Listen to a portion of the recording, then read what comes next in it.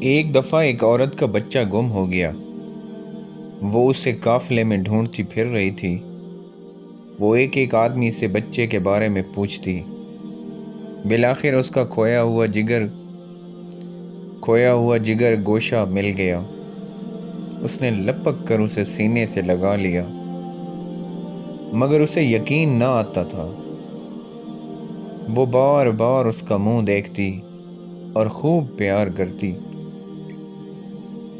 ہر شخص اس کی کیفیت سے متاثر ہو رہا تھا۔ عین اس وقت آپ علیہ السلام صحابہ کرام سے مخاطب ہوئے اور فرمایا، کیا خیال ہے تمہارا؟ یہ عورت اپنے بچے کو آگ میں ڈال سکتی ہے؟ سب نے عرض کی، نہیں، ایسا ہرگز نہیں کر سکتی، کیونکہ اسے اپنے بیٹے سے بے پناہ محبت ہے۔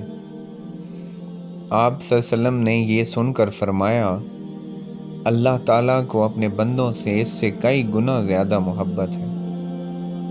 وہ ہرگز نہیں چاہتا کہ اس کے بندے دوزخ کی آگ میں جلیں۔ طویل سے طویل تقریر بھی محبت الہی کے بارے میں وہ اثر پیدا نہیں کر سکتی جو آپ علیہ السلام کے اس فکرے نے اس نفسیاتی ماحول میں پیدا کی۔